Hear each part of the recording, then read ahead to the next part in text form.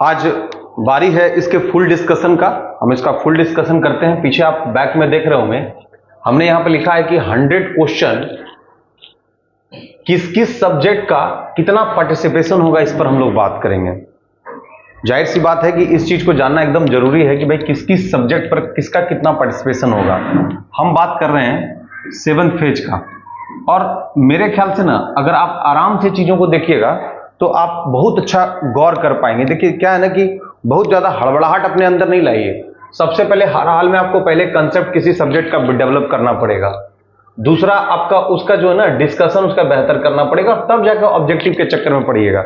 अभी क्या है ना कि तमाम ऐसे लोग हैं ना कि क्वेश्चन लेकर के 200 क्वेश्चन 40 क्वेश्चन पर डिस्कशन करना शुरू किए।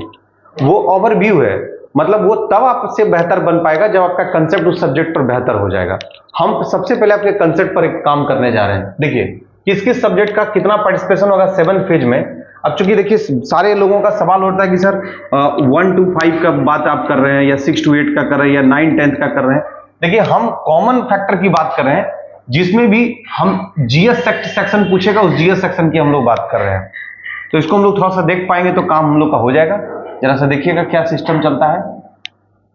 बेसिकली सबसे पहले हम लोग आते हैं हिस्ट्री का सवाल जो पूछा जाता है। हिस्ट्री के सवाल पर हम लोग काम कर लेते हैं। जैसे देखिए मॉडर्न हिस्ट्री का सवाल आपसे पूछा जाएगा, तो आधुनिक इतिहास में आपको कंसेप्ट बहुत अच्छा डेवलप करना पड़ेगा। और लगभग हमको जैसा लग रहा है कि 8 से 10 क्वेश्चन सवाल पूछे जाएंगे। 8 to 10 सवाल आपके सामने होगा और 8 से 10 सवालों पर आपको काम करना होगा। दूसरा पोजीशन बन रहा है एंशिएंट हिस्ट्री का, लगभग 3 से 4 क्वेश्चन होगा एंशिएंट हिस्ट्री का। अब यहां पर एक सवाल उठता है कि सर मॉडर्न इंडिया में कौन कौन सा सवाल इंपॉर्टेंट होगा, मॉडर्न इंडिया में किस किस सवाल को तवज्जो दिया जाए।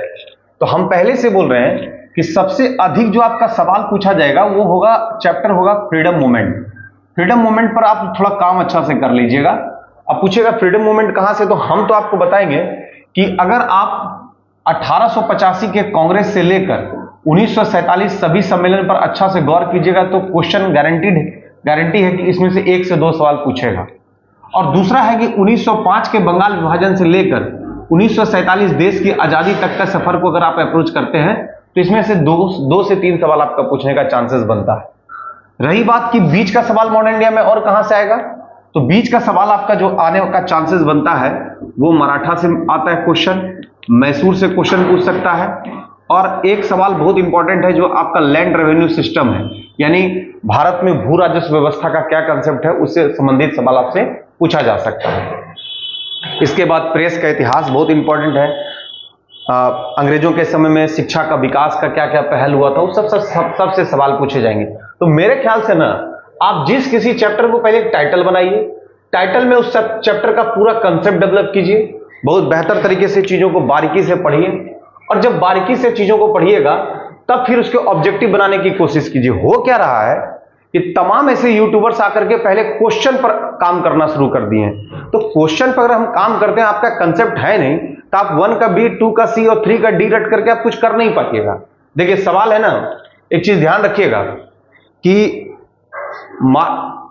मार्केट के सिचुएशन के अनुसार आप ठीक है, आप लोग बहुत इसके पीछे भाग रहे हैं, बहुत तेजी से भाग रहे हैं, लोग को पता नहीं चल पा रहा है कि सिस्टम क्या है। हम तो सब बच्चों से एक बात बिल्कुल कहना चाहेंगे कि अब देखिए क्या बात है ना कि जो कोई भी आदमी सीटेट निकाला है या एसटीटी पास किया है, सोचिएगा इस बात को, एसटीटी पास किया, सीटेट पास किया है, तो निश्चित रूप से उसके पास तो गट्स है ना, उसके पास एक क्वालिटी है, वो एक एफिशिएंट कैंडिडेट है, निकाल सकता है।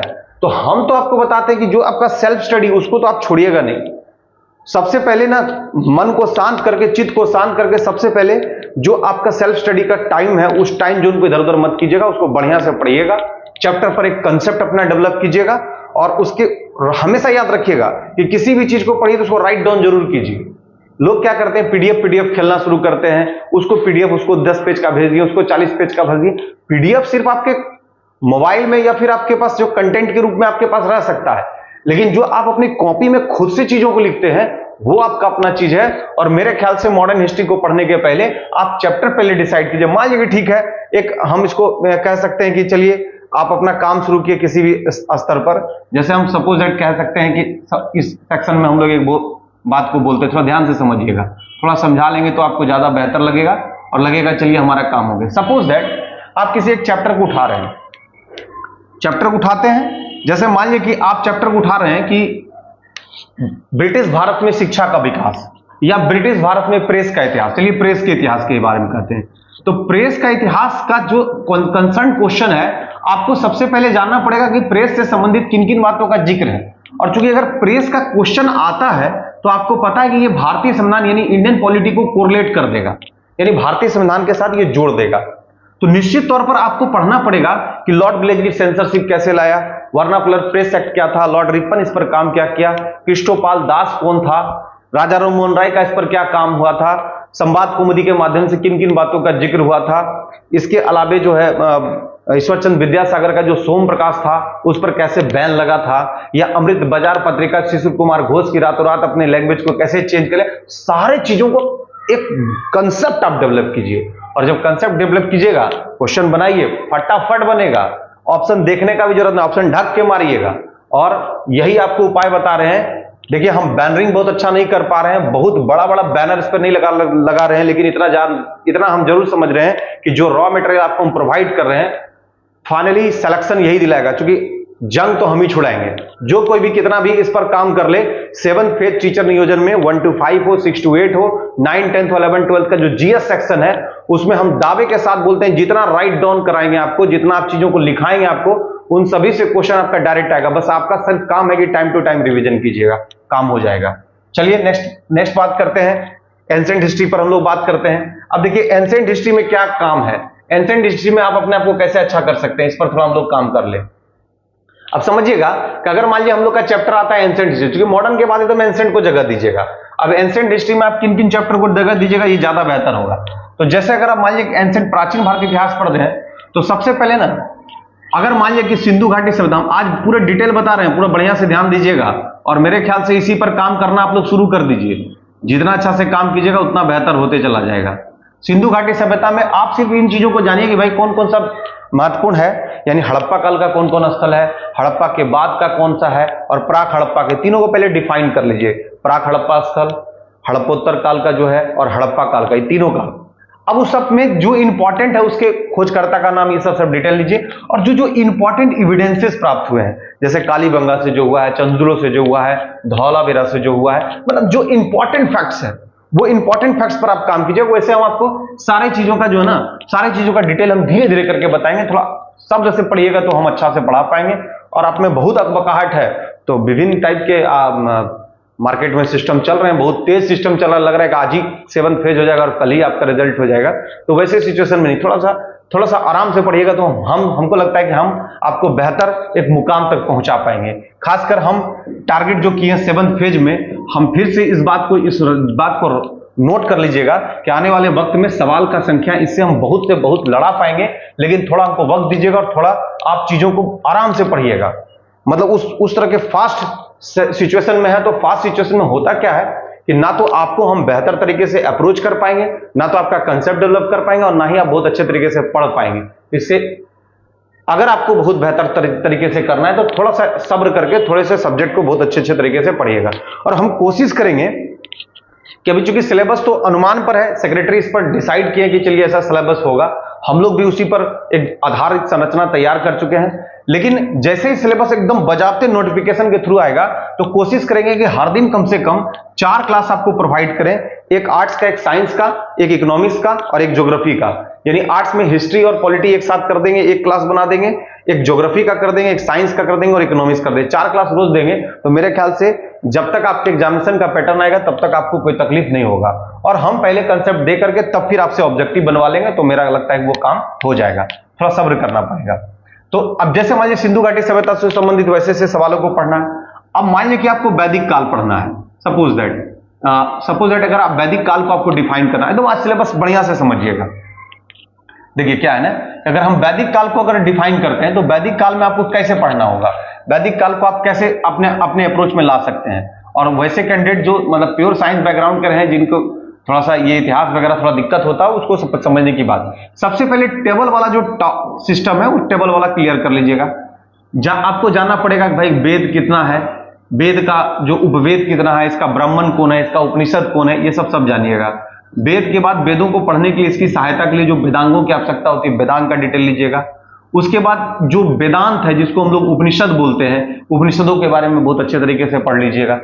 ये सब वेद, वेदांत, ये सब उपनिषद बारे में डिटेल पढ़िएगा और कुछ कुछ डिटेल निकालिएगा कि कौन सा उपनिषद में किन बातों का जिक्र है। ऐसा बहुत कम ऐसा उपनिषद है जिससे सवाल पूछे जाते हैं, जैसे 4-5 सवाल काफी प्रॉम्प्ट हैं जो सवाल पूछे जाते हैं। जैसे एक तो सवाल हम डायरेक्ट बोलते हैं कि ये सब क्वेश्चन आने वाला है और कहीं ना कहीं ये क्वेश्चन दिख रहा होगा, जैसे सत्यमेव जयते कहां से लिया गया, मुंडकोपनिषद, ये सब बहुत फेमस क्वेश्चन है।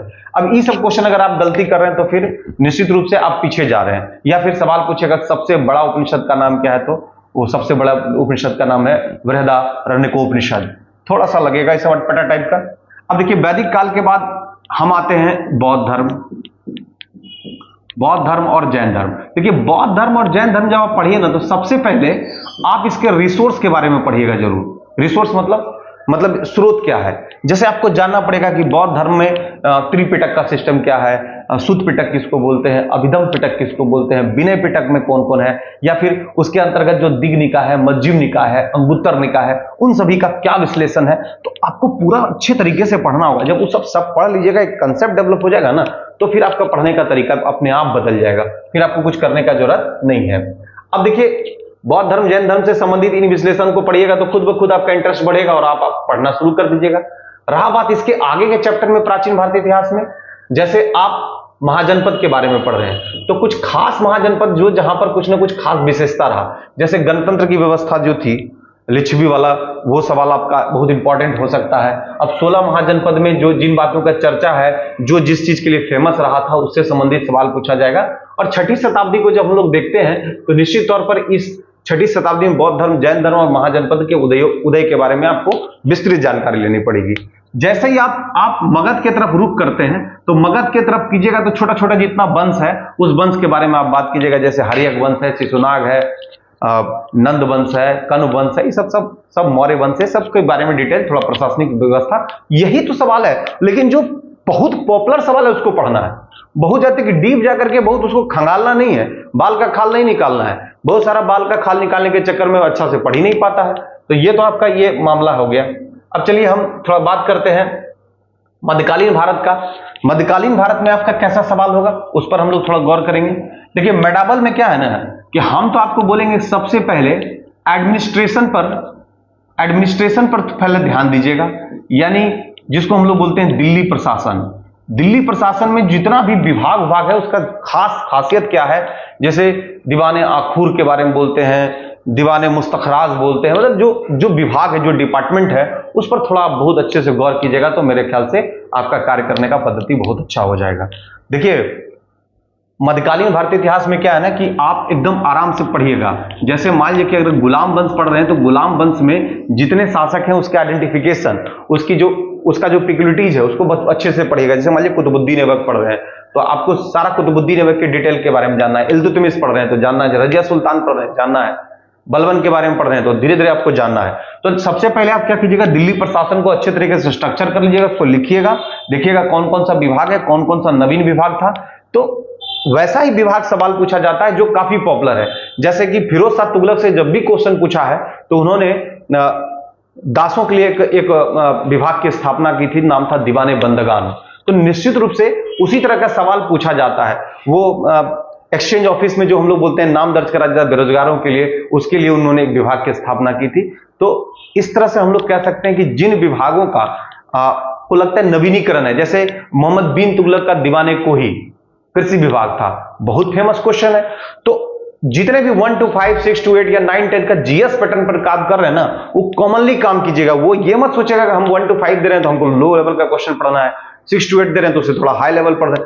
हम हाई लेवल और लो लेवल की बात नहीं कर रहे हैं। जब एक बार आप पढ़ लीजिएगा तो कौन सा सवाल किधर से कहां पे आके पूछ देगा तो वो आपको नहीं पता है, लेकिन आपको क्या करना है कि समान रूप से जीएस का अपना एक अप्रोच डेवलप कर लेना है। इट मे बी पॉसिबल कि 9, 10th वाले एग्जाम में जो जीएस का मेडावल का क्वेश्चन छोटा पूछ दे और प्राइमरी वाले में थोड़ा सा टफ पूछ दे, इसका कोई डायरेक्शन नहीं है। और कौन इसका डिसाइड कर लेगा ये क्वेश्चन टफ है ये क्वेश्चन इजी है? जो जानता है उसके लिए हल्का है, जो नहीं जान रहा उसके लिए बहुत भारी है। तो ये चीज को समझिएगा।